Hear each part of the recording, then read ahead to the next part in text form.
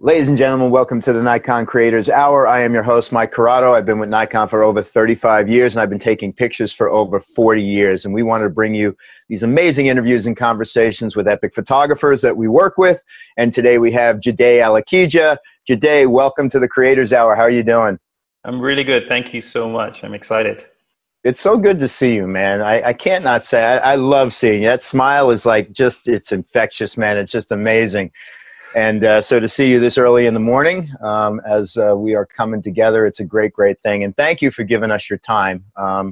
Thanks. I know it's been a crazy time during the pandemic. We're kind of on that, moving into different phases to get back out and hopefully come up with that new normal. But I've got to ask, how are you? How's everybody around your family? What have you been doing? Where have you been? I'm doing really well. I'm very thankful that I haven't contracted the virus, and my family have been really good. I just moved into this sort of new apartment here in Brooklyn, but have been spending quarantine time with my partner's family in Weekly Heights in Long Island. So it's really been good in that regard, kind of having people around me, trying to keep my mental in check. Because I think that's something that's very, very important during these times, sort of connecting with friends and family. So that's been great as well. And as far as what I've been doing as well during that time, photography related, I've been doing a lot of teaching, creating a lot of teaching content, mentoring a lot of photographers through things like, Zoom and stuff like that. And that's been going quite well, really, really well, in fact.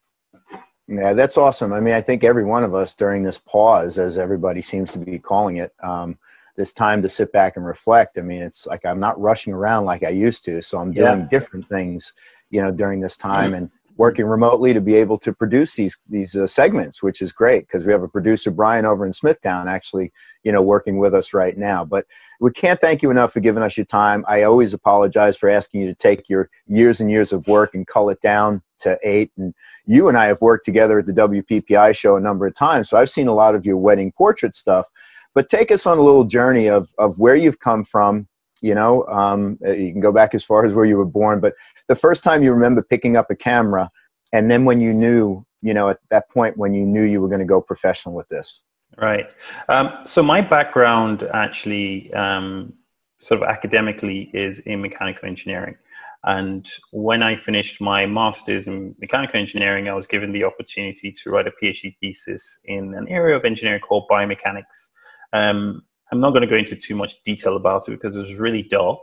But one of the things that happened during the time when we were writing this thesis was I took up photography because I set up an online community with a bunch of friends of ours where we wanted to catch the .com wave that just sort of picked up at the time. This was about 15 years ago. And we set up a platform that's so similar to Instagram today. In fact, we like to claim that we created Instagram, the first version of it before it became what it was. But anyway, so my role in this platform was to learn photography and to share as many great photos as I could to inspire and get more people into photography. So what I would do is take a photograph every single day, do a lot of Photoshop to it. Of course, I had to learn Photoshop too, and post it to this site. And the traffic to the site started to pick up because if you think about it, about 15 years ago, we didn't have any social media. It was just, using MSN chat and High Five and all these things to kind of share ideas. We didn't even have Facebook then. So this was something that people who didn't have much to do with their time could come and visit because every day they were presented with a brand new photograph. So my job, again, like I said, was to encourage people to take off photography and do that. During the course of that, I then became popular. People were sharing the links and showing what I was doing and what I was creating. Some of the images I'm going to present now were actually on the site back then. And started asking me to do exhibitions and showing my work in restaurants, in galleries, which I started to do a bit of. And then from that, got introduced into wedding photography because again, no one knew where to find a photographer. They would go onto that site and say, hey, there's this really cool photographer. He takes random photographs of flowers, of people, and all sorts of stuff. You should ask him to photograph your wedding. So I got introduced to wedding photography and found that, I think I could do this because it affords me two things I absolutely love, which is time and freedom and travel. And that opened a whole new world to me of like traveling around the world as much as I could with my camera and taking photographs in places I would not normally, take photos. And at the same time, doing wedding photos, which I absolutely love. And sort of using that as a platform to create and to learn and improve my photography back to making better travel photographs as a result of that. So that's kind of a sort of trajectory of how my photography started to where I am today. Sadly haven't been traveling as much because of the pandemic and the quarantines. But it's given me the opportunity to reflect and look back at some of the stuff that I've been doing. And if anything, when we do open up, I have some really big plans of the things I want to do and where I would like to go with my photography. So that's great. And so we were talking before, and you said you got one of your first assignments coming back now. How amazing is that? Is that surrealistic in a way? Did you think it was going to happen? And now you kind of got it going, and how are you going to keep that flow going? Right. So we're talking about my first wedding photography assignments, which I had the opportunity of experiencing last week. First of all, wearing a mask and using a camera is one of the most should I say? It's one of those things you don't really estimate. It's so underestimated. I thought, okay, yeah, I've been wearing masks every time I go into the grocery store, walking around, it's been fine. And then I put the camera to my face, and you don't think about the steam that comes from, the condensation that comes from from the mask, from the heat and all that stuff into your camera lens. And that was very, very, very challenging, and it completely hindered my progress. So I had to pull the thing down. Another thing, again, which was very interesting, was just the space is just different. It's inspiring to see something very different from what you normally photograph. People respond the same way, but then they're also very cautious. So now it's making me ask questions of what I'm photographing. Every single photo I now take is a new documentation of history, not just for my clients, but even just for the times that we're in. And these are the kind of things that I absolutely love whenever I go into new places. So it was quite interesting in that regard. But at the same time, you've also got to sort of respect the idea of social distance. I'm a photographer who likes to get in really close. And that for me was another big challenge. How do I tell impactful stories by keeping a distance at the same time? And a lot of those questions were very much presented. So I came back from that assignment really thinking through like all the pictures that I taken, how I was able to still capture that. And it's also made me develop new ideas on how to capture moments. I'd always have to be so close. Maybe I could work on ideas of being a bit further back, and how do I develop ways of doing that? So I'm also looking at other people's work to see how they've done the same thing. Heroes like Henri Cartier-Bresson. It was notably a photographer who used a 50mm a lot and a 35mm, but did a lot of his stuff from a bit of a distance and created some really impactful stories. So I'm looking at things like that to help develop my own compositions. So those are the kind of challenges that I am now faced with. And I love those sort of challenges, and photography is a great skill to have because it gives you the opportunity to develop through challenges. You go out there and you're creating new ground-breaking work because, once you break ground, that's a new challenge, something you can put on your shelf, you can boast about, you can share with people new ideas. Using the new technology today to do these sort of things is always a new challenge too. So, yeah. I could keep going on and on and on. But no, anyway. it's amazing observations. I think anybody tuning in that's going to get back into that wedding world will have to think the same things. It makes me think that your background's going to be different. You know, Right. we're watching sporting events with no fans.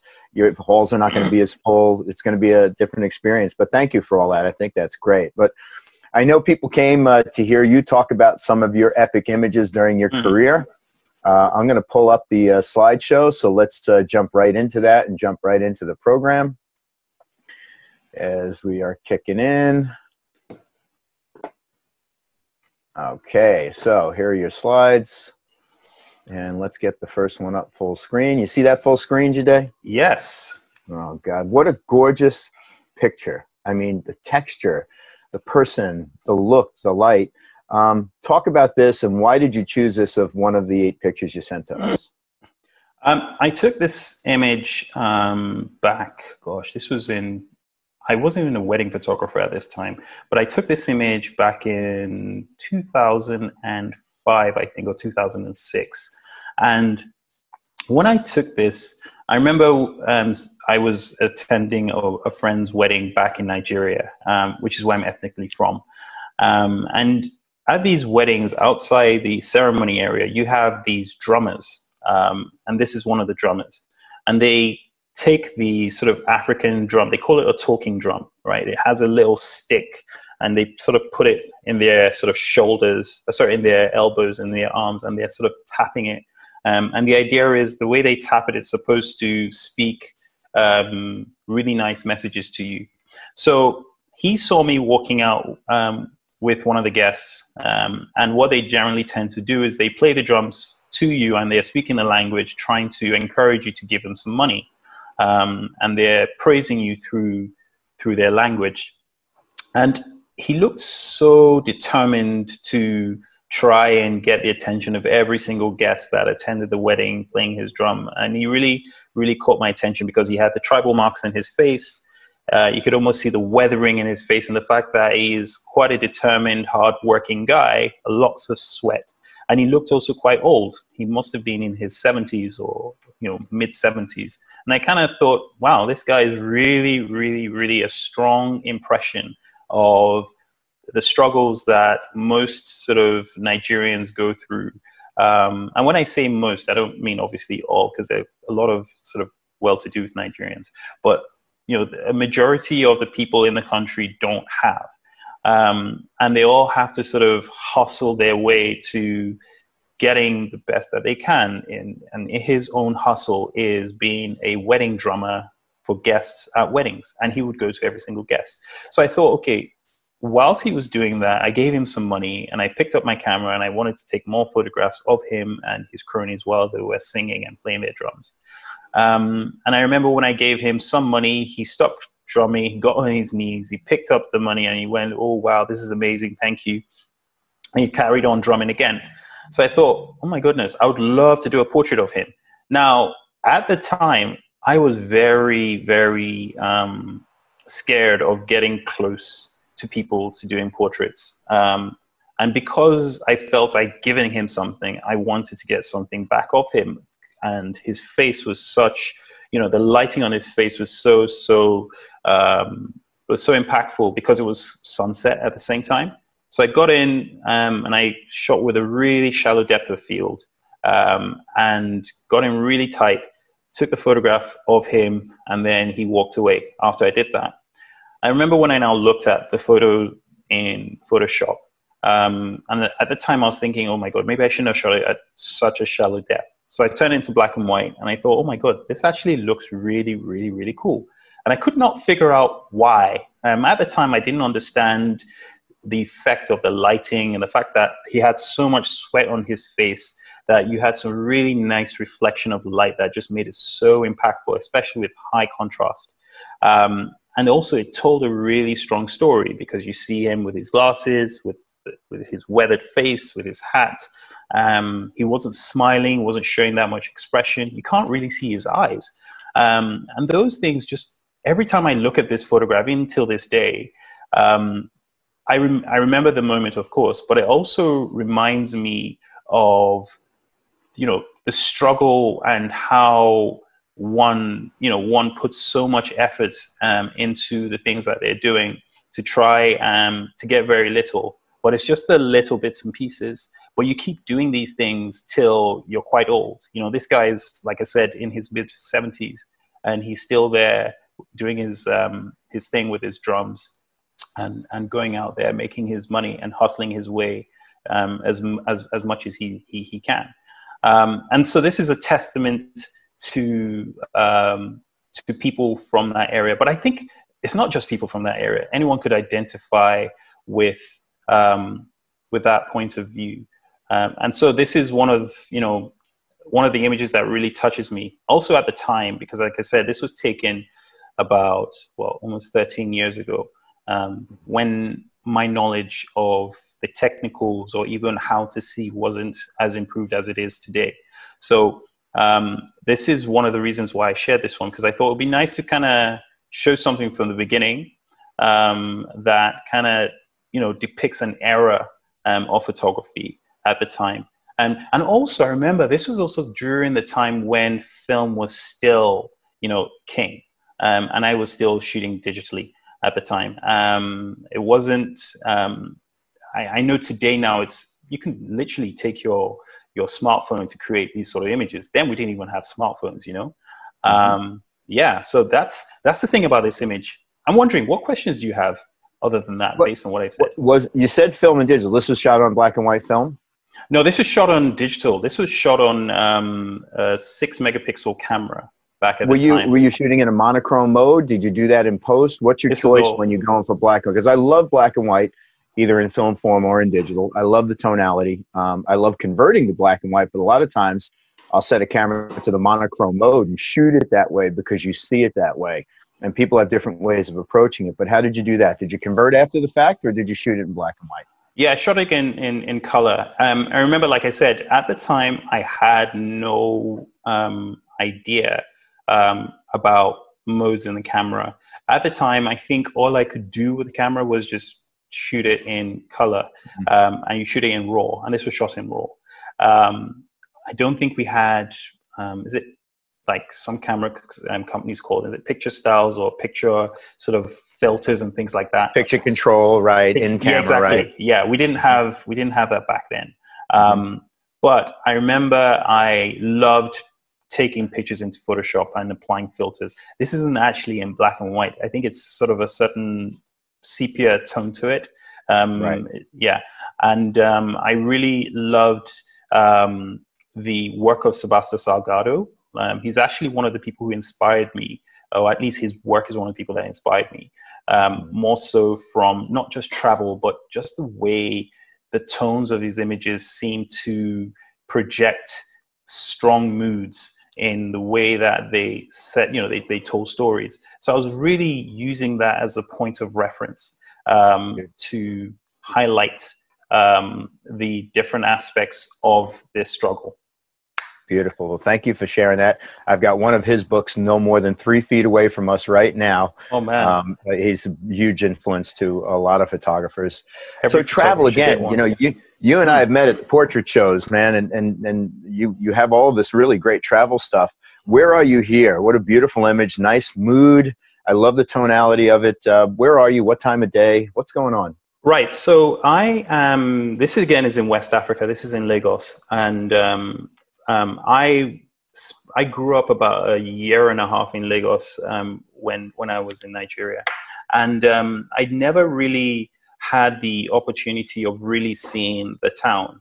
My family is from Lagos, and I always wanted to, have the opportunity to go down to where most people from the country would go.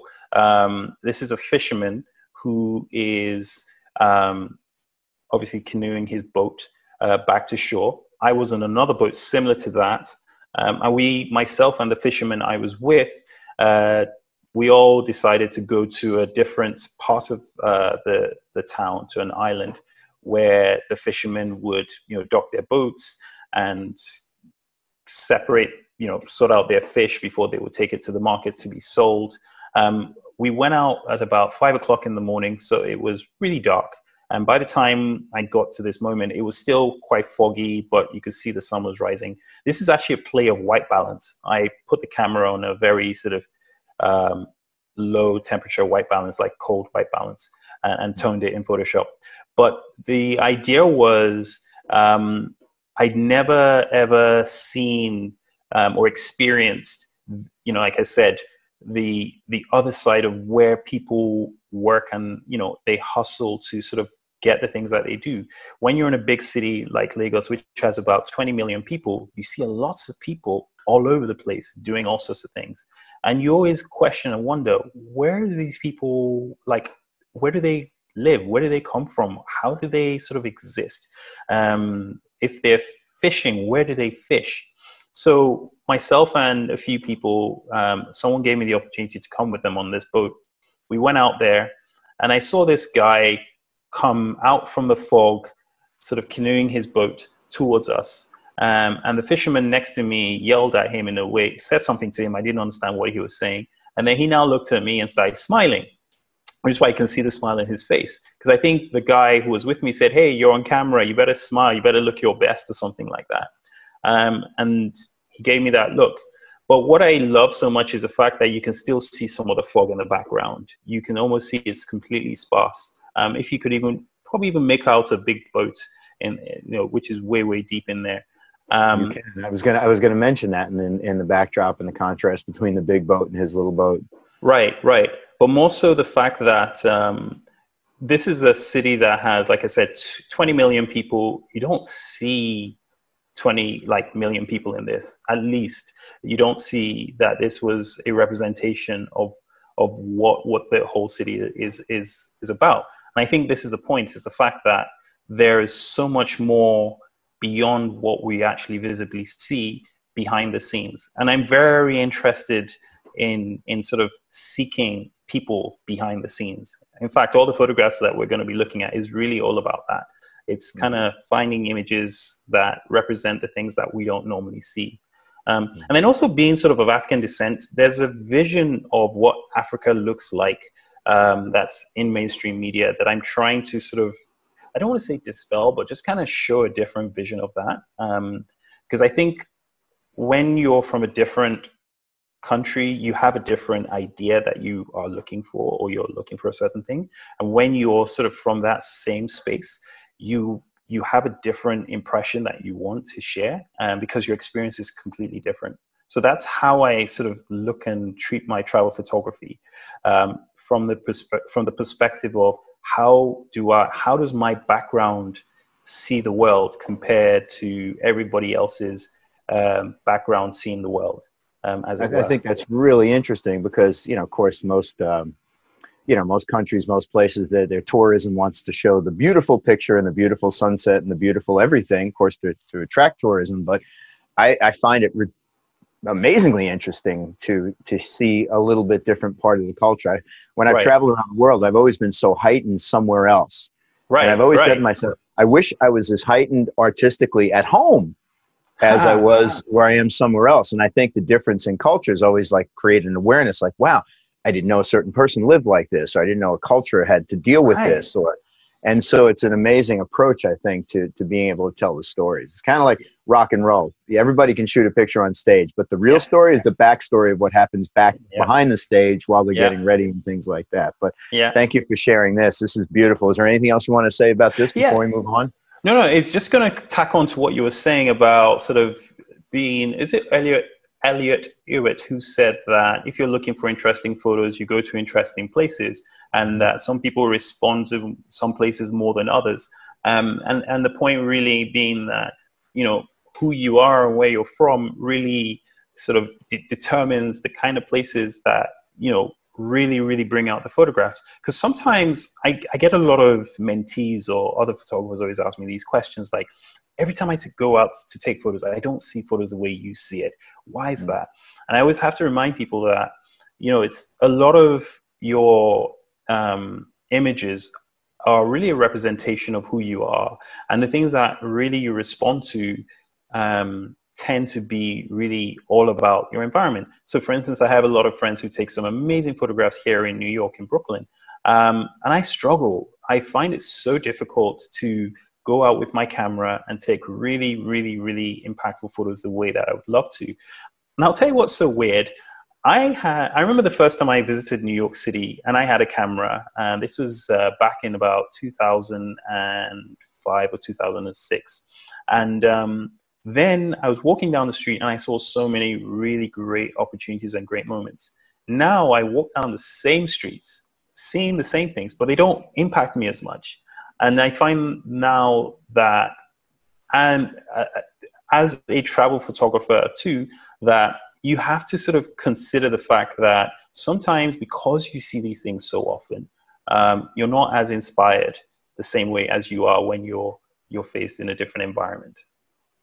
It's so true. And what's amazing about the pandemic, and I do a lot of wildlife and bird photography, what I'm finding in my backyard that I walk past every day for the last 5 years, is sitting right in front of me. So it's a great lesson and a great way to think about things. Right. I love this picture. I love this picture. I love this picture. It's just the moment, the beautiful smile. Talk about this image. Where'd you make it, and why did you add it to your selects? Right. Okay. So this image was actually made shortly after the previous one in the same town, same area. But not the same area, sorry, but the same town. This image I've added because it's one of the images that everyone has kind of known me for. I've exhibited this in galleries as well and sold different copies to different people. But it's one that I think changed my whole sort of perspective on this whole idea of how you photograph people, and how, I think it defined it started to define who I have become as a photographer today, which is getting up close to people, capturing sort of moments and telling stories of them. But also putting it within a certain context. And why that is so these are two kids who live in a slum in the city. And I'm curious about slum life. I'm curious about how people live behind the scenes. So I walked into one of these slums that I know most people wouldn't walk into with their cameras. And it was so important to me that I didn't want to depict them as poor. I didn't want to depict them as sort of, hey, this is just the African image, as it were. I wanted something a bit different that people could connect to from all walks of life. And I saw these kids who were playing by the door. And the door looked so interesting because Lagos has a very colonial look to it. So this door represents that, because most people in Lagos don't make doors like this anymore. This was built in a house, or this was a house that was built in sort of the 1940s or even in the 30s. So them playing in front of it was a great representation of that past. And then they saw my camera, and I started taking pictures of them as they were looking at the camera. And then I put the camera down and started to play this game of peekaboo with them. So every so often I would cover my face, and then they would cover their faces. Then I'll try and peek my eyes to kind of see what they were doing. And then they would look, and then they started laughing, and like all kids do. And then I would cover my face again, and then they would do the same thing. And I'll go peekaboo and then do this, and they got really excited. And at one point I thought, this is getting repetitive, but I can capture something really beautiful from this. So I did this, and then they did this. You're like, okay, I'm ready. And then I picked up the camera, caught this moment, and then looked at it, and I thought, oh my goodness, this is so cool. But there's something really deeper about this. I was talking to a friend who represents me in some of these galleries, and we were trying to give this image a caption. And I said, there's something really cool about, and something touching about what these kids are and their innocence. But there's also something a bit dark as well, which is represented by the background and the door. It's highly degraded. So we titled this image "No More Lies." And the point being that these are people who represent the sort of future. They represent the sort of the engineers, the new politicians of the future. And they haven't got the sort of ability to dream for anything big, because everything that's presented to them is stuff that is quite, should I say, stark. They live in an environment that is pretty much full of poverty. They have people who are just corrupt around them. The door itself represents that, because that is the old past. And they're just there just saying, hey, I'm here as cute as I am, trying to be as cute as I can, but I don't want to be influenced by the things that are around me. And this is essentially the thing that I feel this image kind of represents. And one of the reasons why every time I sort of present it in books or I present it in galleries, it's always kind of a way to impact people and tell people that it's very easy to kind of be in this whole society, in this utopian world that makes you feel that everything seems to be fine. But on the basis of it, everything isn't. And we sometimes need to do something about that. And I appreciate that, because I think the power of this backstory just, it takes the picture to another level. Right. On so many levels outside of the artistic. I mean, the light, I love that it's subdued light. I love the tonality of it, earth tones, and, you know, the beauty of it all. Right, right. But, to hear that, again, the power of the picture to me is always the story that it tells. And certainly this tells an amazing story. And then that connection that you had, especially traveling, and, you know, all of a sudden you're running into somebody that's a stranger to you, and you can make that connection through the peekaboo, and get that smile. I mean, this is the kind of picture just, I find it so inviting to want to look at, which is even better, because then it helps tell the biggest story when you have that platform. So, right. I mean, the thing is, you want to, what's that definition that says, someone asked, what's the definition of a good picture? In my own way, my definition is, if a picture can make you look at it for more than 3 seconds and makes you ask questions of the picture, where you form your own impressions of it, then I feel that's a successful picture. It's something that kind of goes beyond, you know, something that you kind of just see out there, but something that makes you, it arrests you, it questions your thoughts. And I think that's something that now I'm beginning to embrace whenever I'm creating pictures, asking the question, I've taken this picture, but what is this picture saying to me? What could it potentially say to others? Of course, that's not up to me to completely interpret, but it's definitely out there to ask you the question. You know, every time people see different pictures that definitely arrest them, whatever the picture is, I think that's always a great question to ask. Why is it holding you up? And therefore analyze different things. Right, that was my moment of of being. No, it's beautiful and very well said. Really beautifully done. Again, we're rolling through more image, about halfway there, through your images. I said 8 before, but there's only 7. Again, every one of them tells an amazing story. So tell the story about this picture. So this was taken in Calcutta in India. Have you ever been to India yet? I have not, no. Oh my gosh, you have to go. It's one of the most magical places I have ever been to.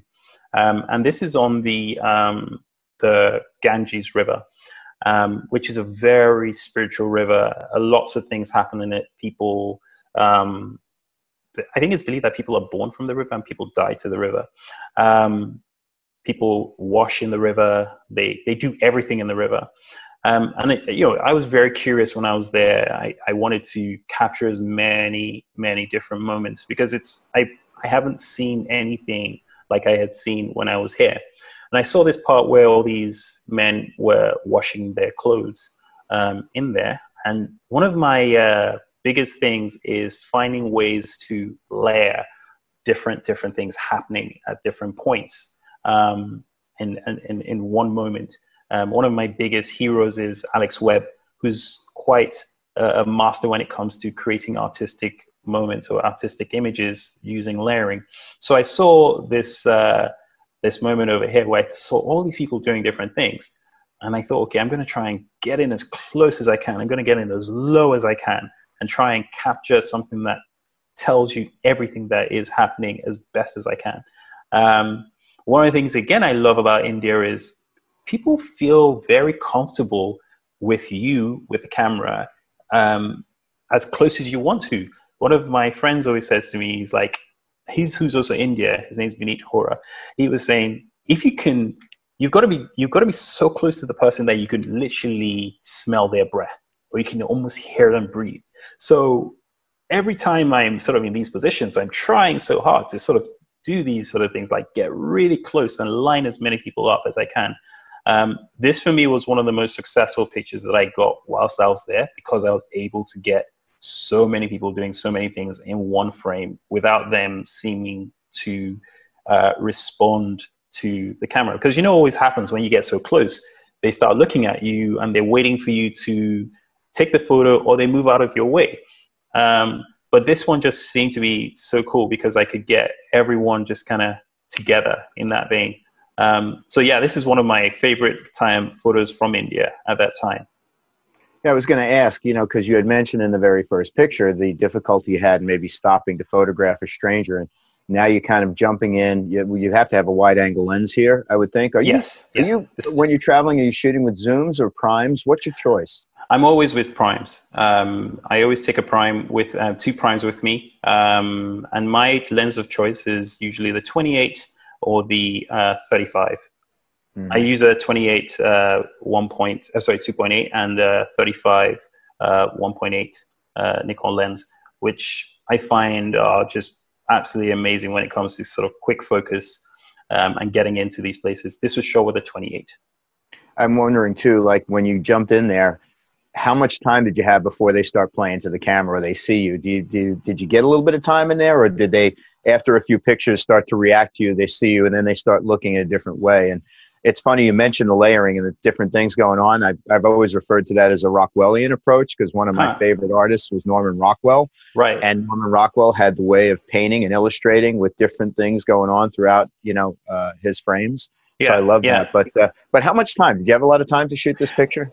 I think I had quite a bit of time. I mean, I was already in this area. Everyone had seen me here for at least probably 20, 30 minutes.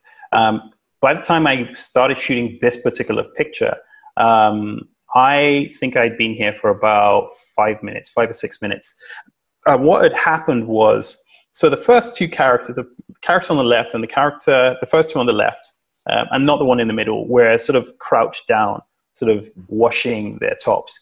And the guy who's got the stick in his mouth walking towards me, he was backing me and sort of in the background. And then the guy on my right, he was sort of looking down. So I sort of had the 3 of them doing the things that we're doing. And then I think the guy in the middle to the right, he just walked into the frame, turned around, and then this guy in the middle walked towards me. And that was the point where I thought, oh, wow, I can see things happening. So I just kind of held my frame there for about 3 to 4 minutes, and just kept on taking different frames of them doing different things, just slight nudges of the composition. Because, like I said, they were so used to seeing me taking photographs there already, I became invisible to them, because they're like, well, he's not moving. It doesn't look like he's taking a photo of me. I'm just going to go on with my day. So that's something, if anyone would ask me how I sort of get myself into these positions, literally is what I do. I hang around there for quite some time, to the point where it now seems weird to kind of hold a pose for too long, and they just sort of keep carrying on. And I just stay there. And because I can't understand what they're saying, I wouldn't even know if they're saying anything bad to me. And because they're not frowning, and I try to keep a big smile as well as I'm doing it, so I don't look intimidating. You know, because I think for them as well, it's I think one of the things I noticed when I was in India was the fact that I'm of African origin. It's not very usual for them to see someone who's black with a camera. So therefore, they have a different response than, say, I went with a whole bunch of a few of my white English friends, and they had different responses to whatever I had whenever we're taking photographs. Every time they would come, most people would pose for them, because I think they felt like, oh my God, he's probably from England, he probably has some money or something like that, and therefore I'm going to give him my best pose, and then I'm going to ask him for some money.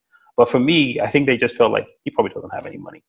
Therefore, I'm not going to ignore him. But it was just interesting seeing that whole response based on people's own, perceptions as well. It's beautifully done. I think the waiting it out and that separation is what makes the picture, because the positioning of the people throughout the layering is so critical. So beautiful frame. Again, when I looked through these, when you sent these to me, this one made me smile too. Just Looks like a really fun moment. Yes. What's going on here? Where'd you take this? So this again is still part of my India series. This was in a town called Jodhpur. So Jodhpur is, if you don't know, is a city is called the Blue City. Essentially, everything looks blue. All the cities have been painted with blue paint. And I went there because another really big hero of mine in travel photography is Steve McCurry. And he has an amazing quite a lot of amazing photographs of people in Jodhpur against the blue backdrop. But anyway, I went into one of these, I don't know what they're called, but they're a little quarry with water on the bottom and lots of stairs. And I was there with one of my friends, and we were just there standing there taking a break. And this gentleman actually came up to us. And then he said to me, he's like, hey, you obviously are from the UK or from the US, that kind of thing. And I want to wager a bet with you. I'm like, what do you mean? Like, mind your business. And he goes, no, I'm being serious. I'm going to do something and you're going to pay me for it. And I was like, are you serious? Is this what you do? And he goes, yeah. It's like, I'm going to go on top of this building and I'm going to jump. This is about 7 stories. I'm going to jump into the lake and you're going to pay me $2 for that. And I thought, $2? Like, seriously, why would I pay you $2? I can just give you whatever you want. I have 600 rupees, which is, I think, about $2. He's like, no, it's important to me that it's in dollars, not in rupees. Even if you give me the equivalent, I'm not doing this because I want $2. I'm doing this to make a point. I just thought, okay, this is very strange. So he goes off to the other side. And I said, okay, you have a deal. My friend and I, we set up our compositions. And then he takes his clothes off. And then he jumps 7 stories down into this lake, which obviously, as you can see, is algae infested. It was one of the most disgusting things. And he comes out. I remember giving him about $10 to that. And he's like, wow, this is amazing. You're giving me $10. I only asked for $2. I don't have any change. I was like, bro, keep the $10. Keep the $10. You really impressed me at this point. And then he comes back and he says, I hope you got a great photo, because I only did that because I wanted you to take this photograph as you see it. But I didn't know how to get you to take this, to tell you to take this photo, other than you getting $2. So I think what he was trying to do was get me to create an Instagram photo of him, or a photograph that he could post on Instagram of him doing something like this. So for me, it was a great experience sort of seeing him do the thing he was doing, but also his resilience of making sure that I was giving him American money and not Indian money to do this thing. So yeah, that's actually the thing about this story. I think this just was more of this represents a connection that I had with someone local to that city. Until this day, we keep in touch. We send messages to each other, just checking up on how he's doing. He wrote a whole post on how he just made $10 by jumping down into this algae-infested river. And I think this is the thing. It's like when you're traveling, you're picking up different stories and you're meeting different people. This is a portrait of this guy doing something I just would not dare to do. But, people are out there doing some very crazy things. Amazing. And did it, one jump, $10? That was it? This is the only opportunity you had? Yeah. A little, continuous framing action at all, or just exactly. one frame? It was all a bust. Beautiful. This is, again, the backstories to me are the most amazing thing. So thank you for sharing that. That's awesome. Yeah. Oh gosh, where are we here? Look at the light. Look at how beautiful that is. What's going on here? Again, here's one of those pictures you talk about, that layering and the different things going on within the scene. Take it away. Sorry about that. No, it's great. And it's actually one that I always ask people to people always have questions about this image. They look at it and they go, okay, I'm confused. What's really going on here? I see a guy laying down there. That makes sense. I see someone in the background, sort of on the left, but what's happening with the person in the middle? I'm not really sure what is going on. Like, how does this physically work? And I tell them that, actually, that's just a reflection. I'm actually outside a train that's just pulled up to the city, to the train station in Jodhpur.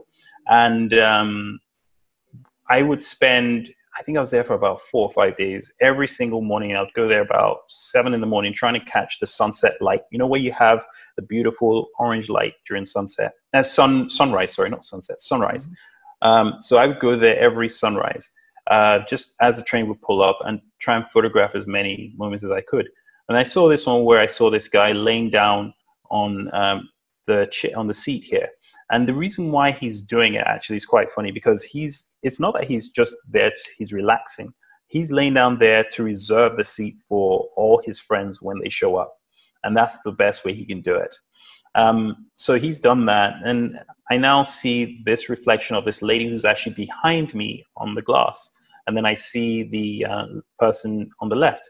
And I have this compositional rule that I apply whenever I take photographs. I like this whole idea of doing things in triangles or in threes. So when I saw both of them, I thought, okay, this picture is finely balanced. This is exactly the mode that I want.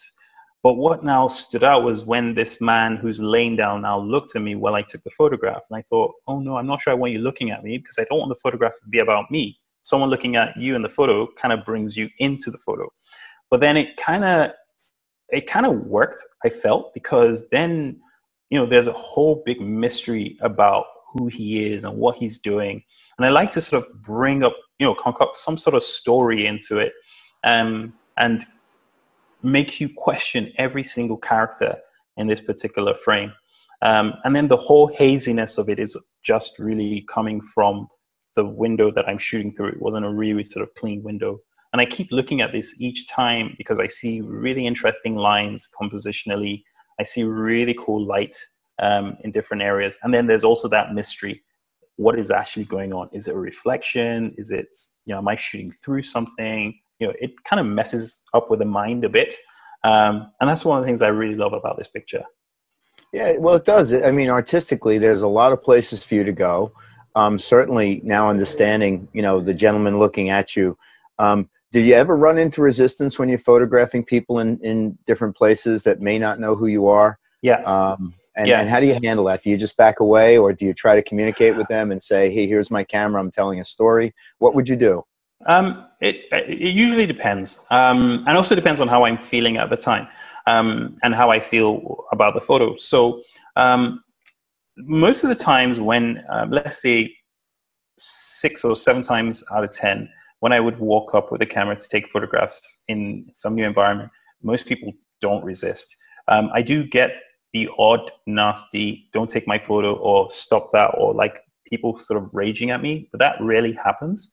And I think I've learned 1 or 2 things about how you go out on the street to photograph people. Most of the times, if you approach someone with your camera and you're smiling, or you're kind of just minding your business, but just not being very hostile, people tend to sort of, you know, they either open up, or they tend to sort of go about their own thing. If they don't want to be photographed, they cover their faces, or they kind of look away.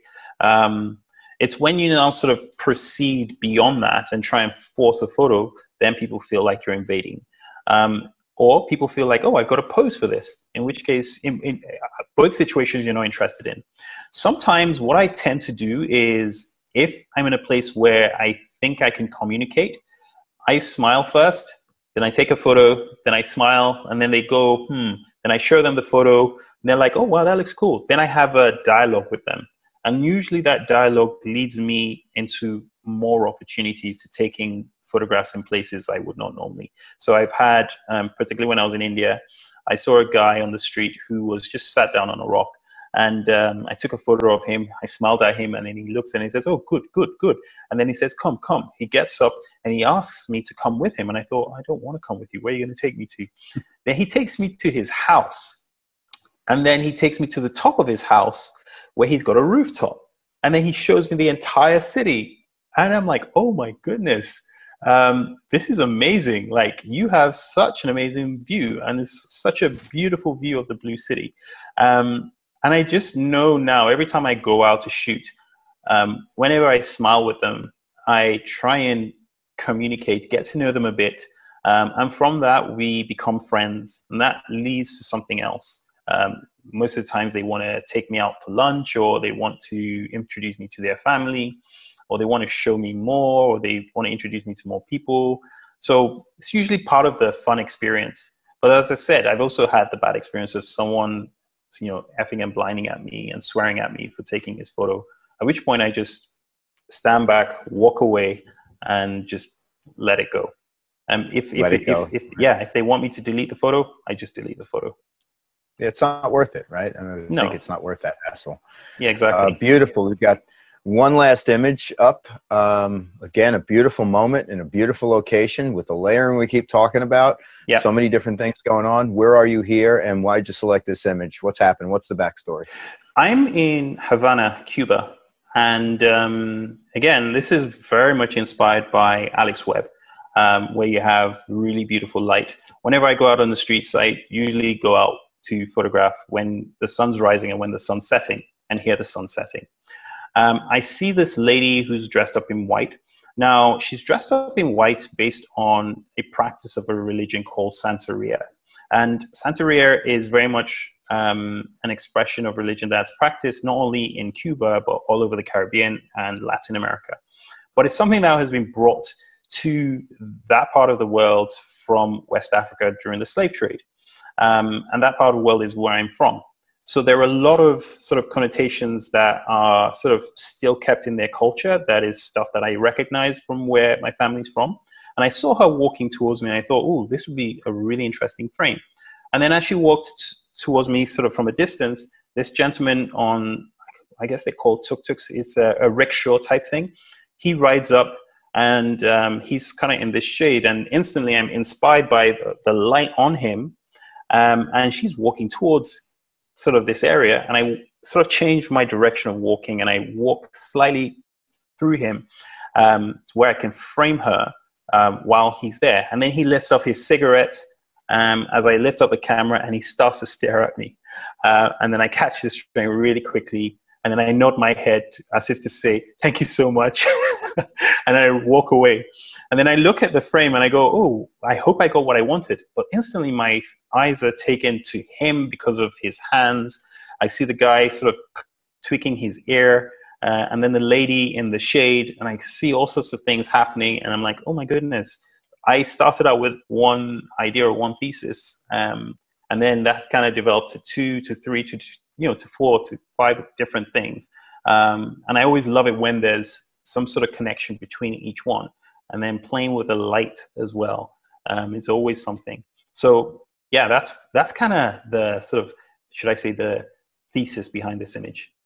It's beautiful. Again, I would think that this is obvious, but I'm going to ask anyway. When you start to go into new cultures, do you do a lot of studying? Do you research online? Do you learn about the different ways of the people that you're trying to photograph? Yeah. I spend a lot of time doing that now. And even more so even in everyday life. I have a lot of books about different cultures and different places that I want to visit. And when I get there, I look for different things. I have a notebook that I keep whenever I'm there as well, just looking for different ideas that I can cross-reference from other ideas. So there's a project that I had been working on. Actually have one of the pictures in the Smithsonian right now, which is based around a representation of a city in different parts of the world. So it's almost like saying different parts of New York that represents different cities, for instance, now. So anything that looks remotely similar to, say, somewhere in China or somewhere in Beijing or something, I would say, okay, that's that part. And then presenting that as a whole collection of images to kind of play around with this whole idea of, the world, whilst it looks very varied, is actually very similar in ways that we don't actually realize. So there's a lot of research that goes into that before I go to places. That's beautiful. I was going to say, a lot of your travel pictures remind me that I want to go back to old drives. When I did a job for Nikon, we did a lens ad in Vietnam, and it reminds me of the culture I saw, the pictures I made. I want to go back and see the pictures I didn't select as my favorite, because maybe there's something in there that's a gem. I'm going to back out, and we're going to stop sharing and bring you up full screen. There you are. This is phenomenal. And again, we've known each other for years now, but to hear some stories about these pictures, is not the norm for me when I see you at the WPPI show. So Right. thank you for sharing that. And thank you for getting them together. I always feel like I have to apologize to ask a photographer that's seasoned, that shot for decades, to put this small collection of images together to talk about, but I appreciate it so much. This is great. Thank you. I always love it. I mean, Mike, anything you ask me to do stuff, I always enjoy it. It's always something worth doing. So then would you think about being a part of my my clothing team? I have Jerry styling me. I've got Dixie Dixon styling me. She does a little bit of country and some other things. Would you consider styling me too? Oh, man.